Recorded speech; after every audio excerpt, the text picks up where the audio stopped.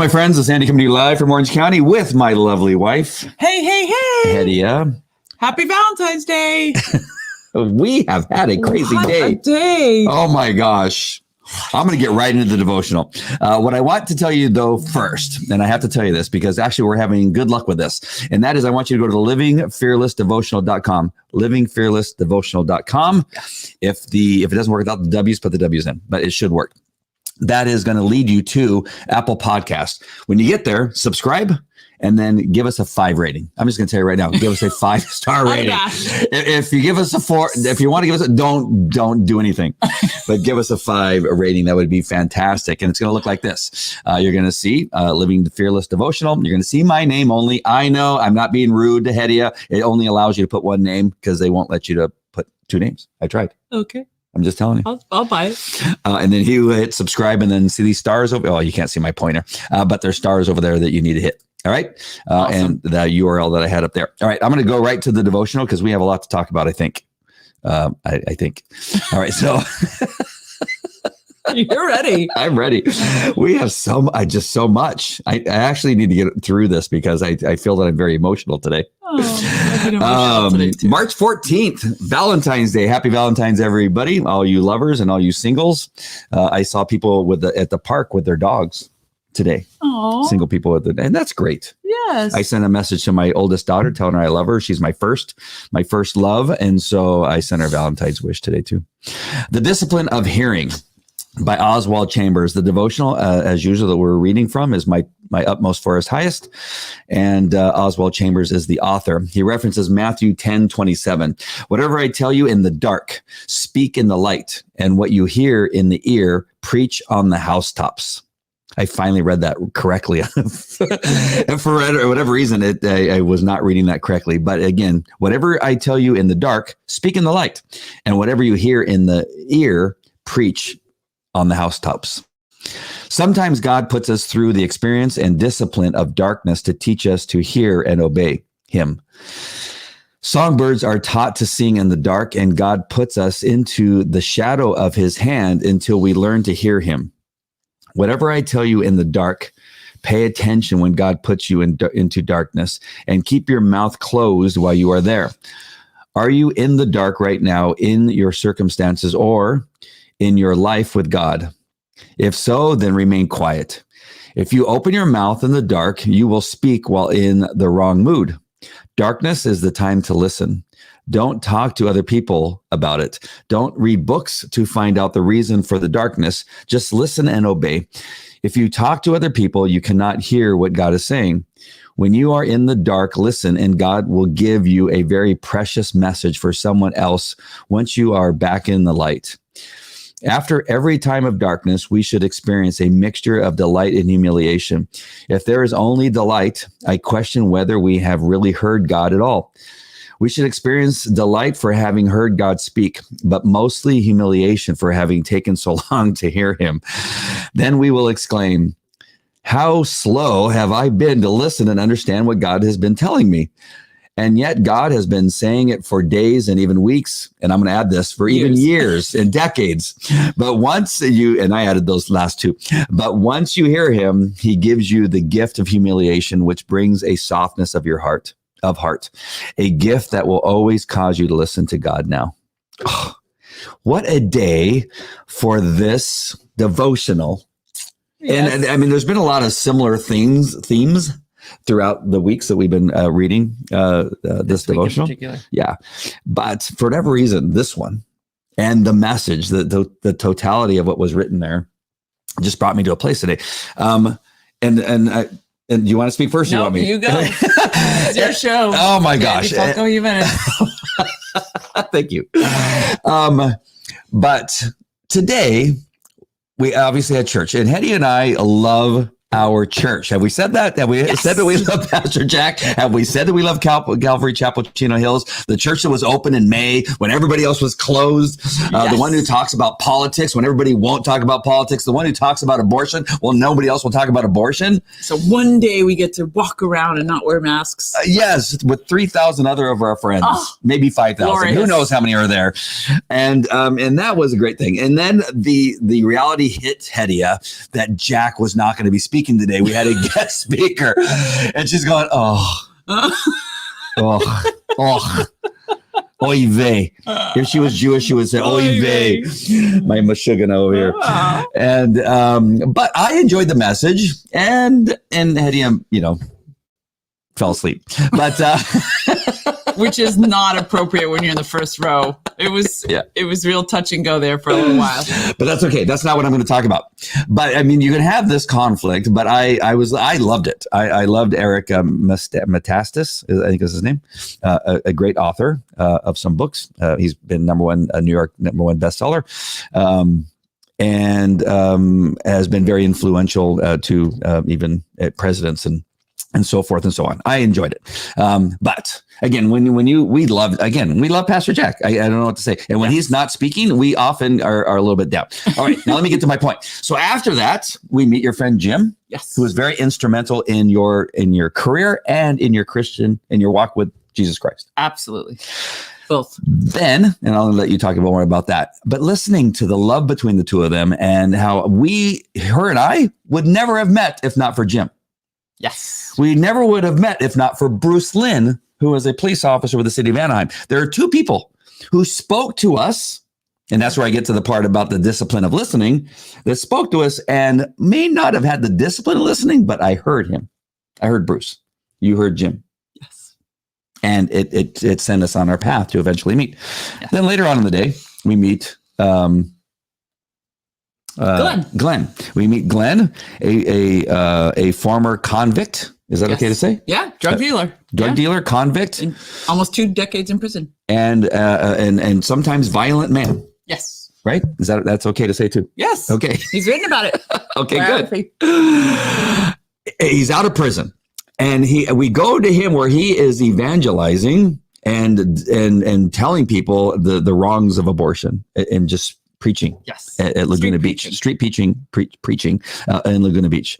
And him comes, shakes our hand, and just the nicest guy. Former police officer, 21 years, a former FBI consultant, right? Is that the right thing to say? Both of us in law enforcement, going to a place to work with a former convict who was once a horrible human being. And he's the nicest guy. Oh my gosh. While we are there, I'm going to get to the point finally. The police come because there's some laws in Laguna Beach about the size of the stick that can be on the signs, and they had signs there about abortion. And I noticed this man with 3 stripes, designating him as the sergeant. In other words, the supervisor, the guy who technically tells other police officers what to do. A sergeant is to direct police officers, hey, go and tell those people that they can't have those sticks. They're too long. But I get there and I see 2 police officers standing there and watching the sergeant, a black gentleman, going out and talking with each one of the people. And I'm watching the sergeant do the work and the two chit-chatting. The 2 others chit-chatting. And I'm looking and I'm going, and as a police officer of 21 years, I recognize right away, why is the sergeant doing the deed of telling citizens what to do when that is actually the patrol officer's job at the direction of the sergeant in most jurisdictions? And so, of course, I cannot stop myself. And I said, and we were talking about, Hedy went and asked about, what he was discussing with the people holding the sticks and the signs. And he began to tell us, the laws of Laguna Beach and protests and that kind of stuff. And I said, I'm not concerned about that. I'm wondering why a sergeant is doing the work and these 2 guys are standing over here. And he goes, hey, guys, did you hear that? And we began a conversation. I know that's a long lead up to the story, but it's important because when we talk to him, he's a very godly man. I asked him, do you know the Lord? Oh, which led him on to that. Oh my gosh. His testimony is amazing. A God-fearing man, an amazing man. His testimony is amazing. Hopefully one day we can invite him onto the show and he can tell his testimony. Great. His mom was a heroin addict. Died when he was young. Yeah, he was essentially homeless and was homeless. I think it was his testimony for a while. And then worked his way through it. And then some other things had occurred in his life that brought him to some other circumstances that are just the only thing that you can say is that God's hand was involved in everything that's been happening to this gentleman since then. An amazing man. And I had this tendency to tear up lately. He's telling the story. I think he was tearing up too. Yes. I got a little glimmer of a little bit of tear maybe in his eye. And he almost caused me to start to tear up. And his testimony, the reason I'm bringing this all up is because hearing these things tell me that I'm in the right place. Each one of those things, that talking to Jim, talking to Glenn, talking to this officer, and hearing them is telling me that I am exactly where I need to be. Oh, and I think, and I just wonder, and I shared this with the sergeant, is that I wish that I knew Jesus Christ when I was a cop as I do now. It would have changed. I would have changed more lives. I would have been more of a benefit to God in my discipleship, which was virtually zero as a police officer. And I wish I'm so jealous of him in his position that he has this opportunity of using his faith to change lives. And he shared that he says that I've been put in this place. The what do you say about his uniform? My uniform is just a cover for me to be able to work for the Lord. Yes. But it's been an amazing day for me to listen. What's the words of the discipline of hearing God, hearing God's words in hearing Jim talk about Hedia and Hedia talk about Jim.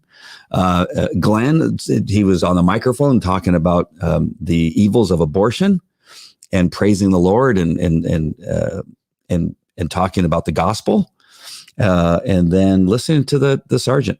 Today was an amazing day for hearing God, and I hope that my discipline just gets stronger.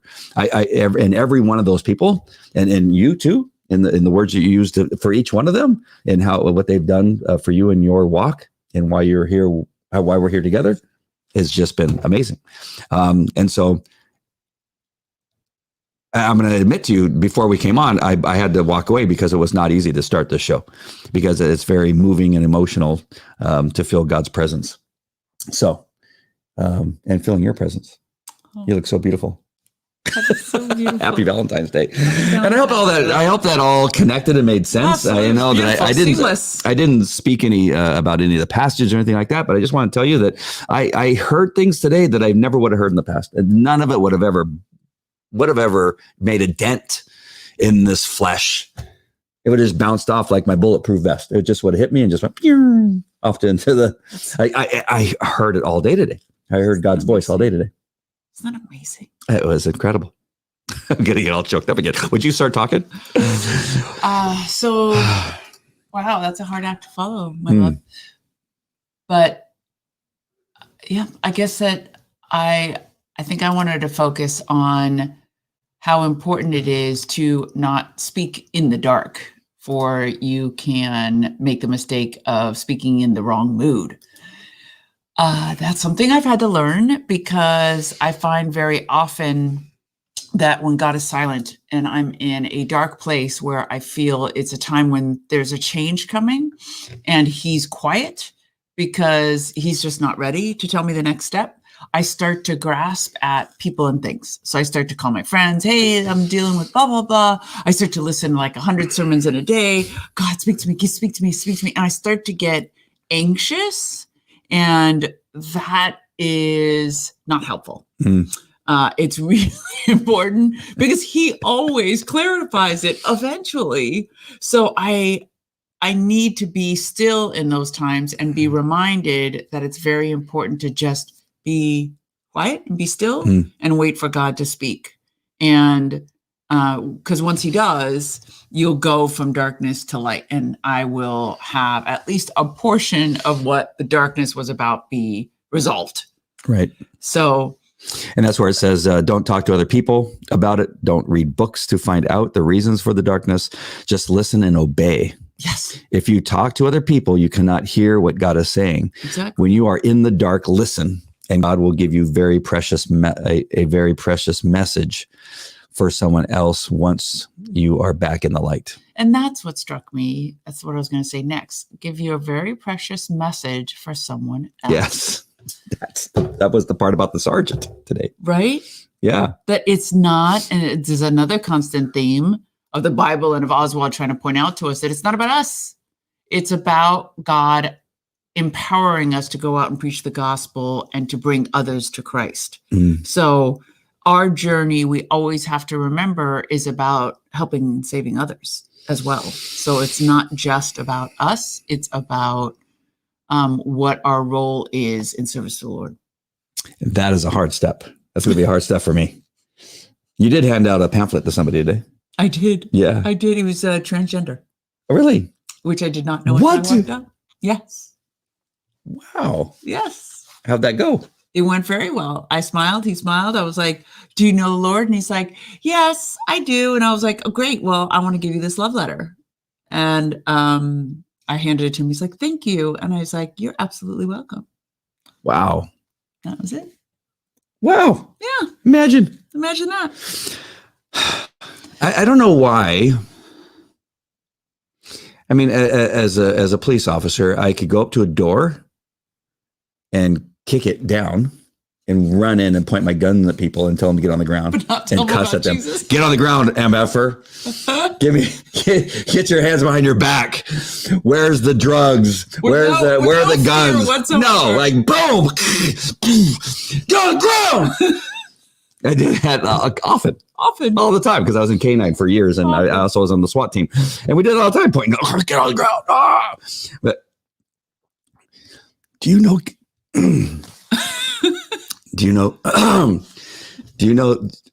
Jesus Christ loves you?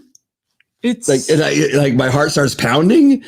Like when I get at the door and get there with my handgun and get ready and go boom. I mean, just like, wow, like so fun. But see, this should be better. I mean, this should be like even better. Well, but I'll tell you, because we talked about you going to the call ministry at our church. So our church Calvary has the call ministry, which is they teach you how to street evangelize or door evangelize wherever you're going, the full hand of the gospel. And they teach you this particular methodology. And then you go and knock doors. Every single week you go and you knock doors. And it is a really good experience because you use that same energy and that same focus to be like, listen, I've done this before. I've knocked down lots of doors, and I can go to this door and not be afraid and not be intimidated. And you'll be amazed, because that's the same spirit I took to there. I was like, man, I've interviewed hundreds of people. How hard could this be? I'm going to go to the door. What's the worst they're going to do? I mean, like, I've had people slam doors in my face before, so that's the worst that's going to happen. Yeah. But that's why I would spend time going out with Glenn, is that I just thought it was so important to step out of my comfort zone to be able to preach the gospel. And we've had almost miraculous encounters every single time. Really? Just like today with meeting the sergeant. It's not necessarily bringing somebody to Christ, but it's what we describe as divine appointments, where when you're obedient to God and you're listening and you're doing the thing that you know is in his will, he'll show you something amazing and beautiful, whatever the context is of that. But I've never walked away from one of those days with nothing. Never. Wow. I mean, yeah, I was frozen and thinking that you're going to tell me, hey, let's go over there. And like, you're going to ask me to go with you. Like, it's like the fear. I just testified in federal court in front of a judge and a bunch of attorneys, and I got up there and said, yeah, I promise to tell truth, nothing but tell truth. And then went up there and just sat there and started blah, blah, blah, blah. Exactly. Yeah, listen to me. I know what I'm talking about. I'm amazing. Exactly. Yeah. But that's why I told you we're going to get you and I, because you were. Oh my gosh. I know this is in your blood, because you were so fascinated by that other street preacher that we saw in Newport. You're like, I love that. He puts a little trick and then a little I think I could do that. Trivia game, and then he talks about Jesus. So then all we have to do is get a table, some cards to hand out. Yeah, to do the thing on my head, the trivia on my head. We can even make our own trivia game, which are kind of like Jesus questions. Yeah. Well, before I forget, there was a point that I'm not sure, maybe it wasn't meant to be made at that time, but I want to talk about the sergeant doing the work while the patrol officers were standing there.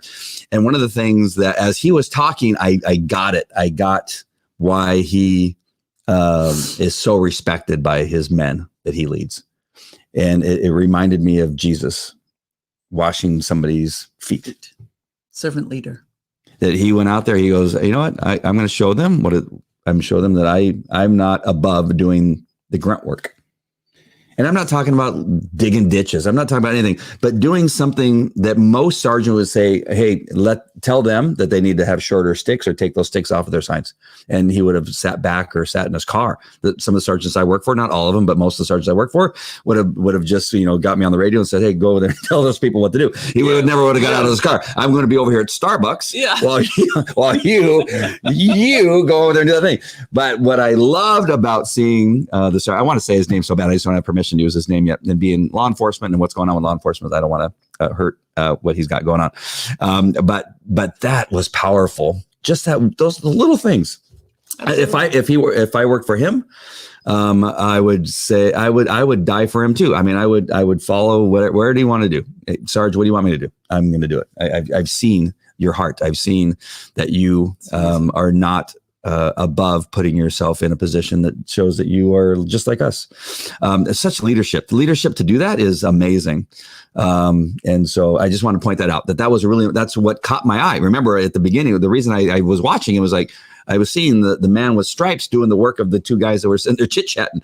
And they said, hey, they looked at me like, hey, he wanted to do it. Like he doesn't let us do it sometimes. He wants to get in there and engage. Well, now that you're saying this, it reminds me when he said, I'm their servant, and I tell my teams, I am your servant, not you're my servant. And then he says, but yet they die for me. And I know that. And Pastor Mark was saying this last night about marriage. He Pastor Mark Driscoll gave a sermon on marriage, and he was saying that the biblical responsibility for spouses is that the husband serves the wife and the wife serves the husband, that when you come at it with a mindset of service, you actually accomplish more in terms of love and loyalty and compassion from that person than trying to intimidate or coerce them to do something. Mark was making that point last night. And so I think whether it's a professional relationship or it's an emotional romantic relationship, that notion of servanthood is what brings out the best in other people. Absolutely. It's beautiful. Wow. Yeah. So today's been a really amazing, I mean, it's not over. We're going out to Valentine's dinner at 6:02. Our reservations was like 6:30. We're going to be going to a restaurant again, no masks. Woo! Inside the restaurant here in California, listening to a band, most likely. Yes. They always have a live band. And Andy's going to compete with me. Yeah, I'm going to do the dance skills. Mr. Roboto, Domo Arigato. He does this like really hip robot dance. Yeah. Come on. You all really need to see it. Did I ever tell you my magician name? No, apparently it was Andini. It was Andini. Frank is the brother of my girlfriend in high school. Jen? No, Terry Blackstock. Oh, sorry. Terry is his sister. And no, Jan was your first girlfriend. So in that was what, elementary school. Yes, Jan Springer. Forward, Jan Springer. A dozen girls later. Yeah. Gotcha. With Terry Blackstock. She was a cheerleader. I was a football player. I was on track. Right. I remember. And they used to do the cheer that, go bananas. You know that one? Go bananas. BANANAS. Oh, yes. Yep. Well, they changed it for me. It was go Jimenez, JIMENEZ. Go Jimenez. That was the cheer. They would all do it. Lindy and Carolyn and Terry. So why is Frank? Frank knows what I'm talking about. And so, but I would come and do magic. He was the younger brother, and I would go to their house, and I would sometimes have magic tricks that I would do. Oh. And Frank remembers that my name was Andini. That is adorable. Here's one more story. There's one thing that I did. Is you have a ring holder. Mm-hmm. It has a little flip top on it, right? Mm-hmm. Well, you cut a hole in the bottom of it. You put some cotton in there. You stick your finger through the hole, and you lay your finger on top of the cotton.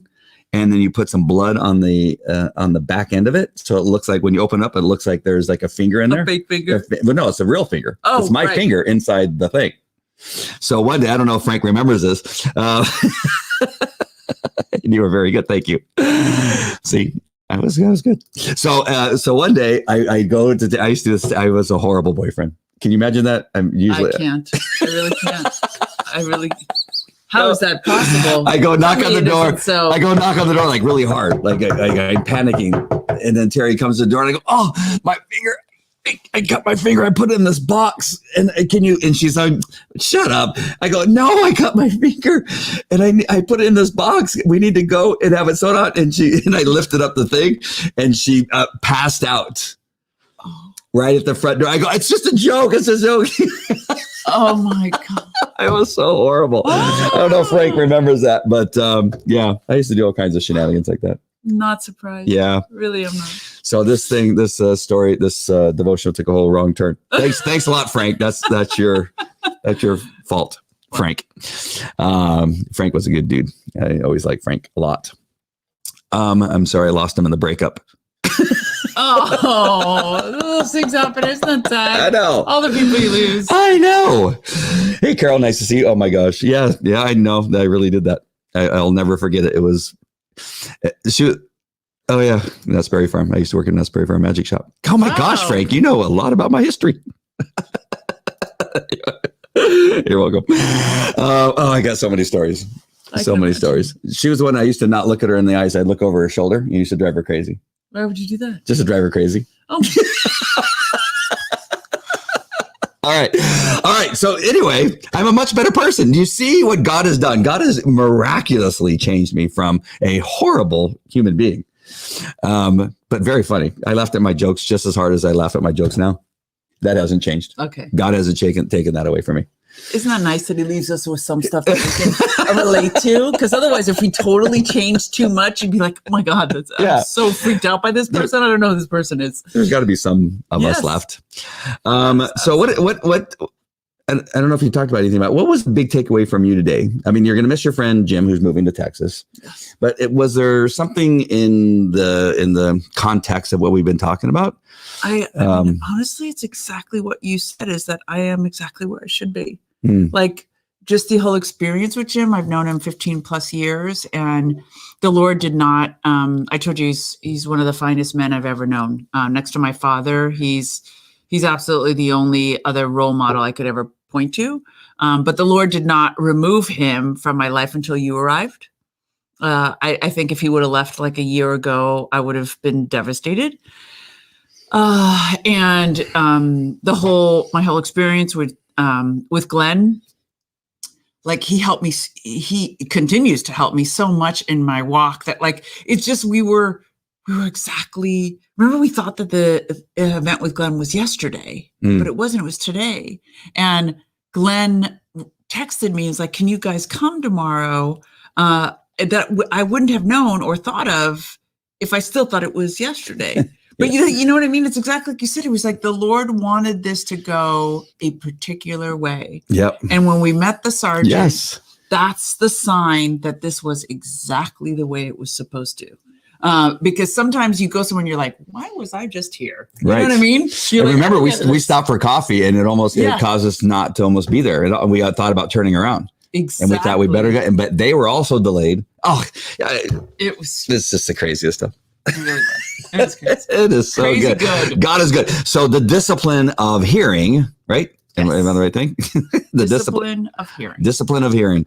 I'm building that discipline. That discipline is so important to see God. And again, the theme of seeing God in the trees, seeing him in the wind, seeing him in the mountains, hearing his voice and listening to what is happening around you and listening to people's testimonials.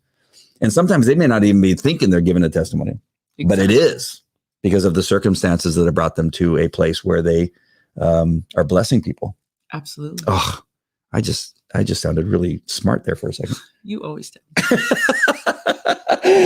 Oh, Frank saw me at Oscars. On duty or off duty? Oscars. What? No, don't. Yeah, don't do that. There were two Oscars. Oscars 1 and Oscars 2. I knew the owner fairly well, but we had to go there on bar checks to check on Oscars, a nightclub. On bar checks all the time. Take drunks out of there all the time. Fights. Oh, it was quite the place, Oscars. I hope I never arrested you, did I? Oh boy.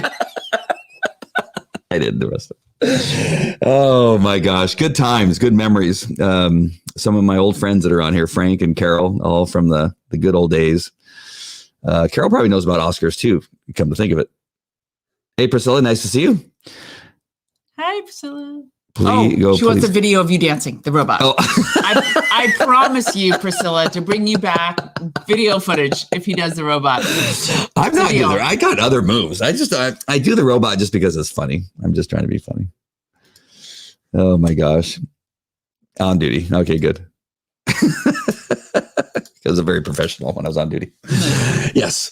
All right. Well, that was something else. I'm thankful for the humor because I told you, when we started, I was not sure that I was going to be able to get through this. But I'm so thankful. Just the prayer that we had beforehand, I wanted to make sure and thank God for today. And the devotional that kind of put it all together for me, that everything that happened today was to tell me that I'm where I'm exactly where I'm supposed to be. And then if I continue to have that discipline of listening, it'll continue to confirm. It'll hopefully allow me to begin to speak to others, which is my next hurdle. I know. But you already started with these devotions. Yeah. See, this is safe though. They're in that little black thing on the top of the tripod.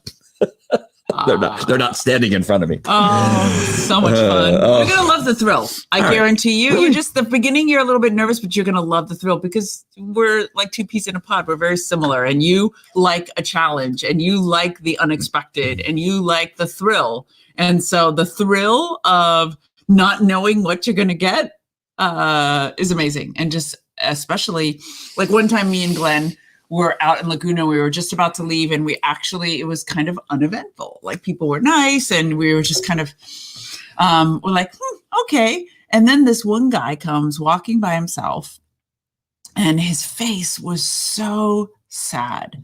And so we stopped and we're like, hey brother, can we pray for you? And he looks at us like just like shocked. And he's like, yeah, absolutely you can. And so we stopped and we just prayed over him. We just, Lord, lift to your heaviness and peace and joy that passes all understanding. And then afterwards we're like, hey man, what are you going through? What's going on? And he just started crying that he was in this very difficult relationship and the girl was abusive and it was just about to end. And he's like, I know for a fact that God sent me down here he's like, I don't know why I'm walking on this beach. He's like, I live an hour away. And he's like, but the Lord, he's like, I just felt God compelling me that I should go walk on this boardwalk and put the two of you guys over here to pray over me. Like, and we were just all walked away like, wow, that was awesome. That's pretty cool. Yeah, it's just totally unexpected. You have no idea what's going to happen. But you basically just give yourself over to the Lord and say, do with me what you will. Wow. All right. So. I'm going to think about this. And by the way, congratulations. You have an impressive other half. I think he's talking to you. You think? Or maybe something? You might be right. Thank you, Frank. That was very kind of you to say. It never works. I always try to turn it around. You always outsmart me. All right, my friends. We love you guys so much. We got to get to our, we have to get to our reservation. We have 15 minutes to get there. Yes. And you are ready to roll. I am ready to roll. Maybe I should put on some makeup. No, you're good. Am I good? Handsome. All right. Handsome. All right, Glenn kept telling you, "Oh, you are a beautiful couple." Well, I won't say what I said, but yes, no. Thank you. Let's leave it. All right. We love you guys, and we appreciate you watching. Please subscribe and share and like and go to our podcast. That would be fantastic if you would just take the time to do that. And you really don't even have to listen.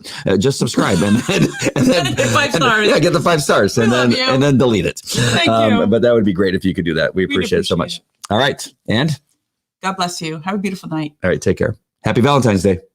Bye.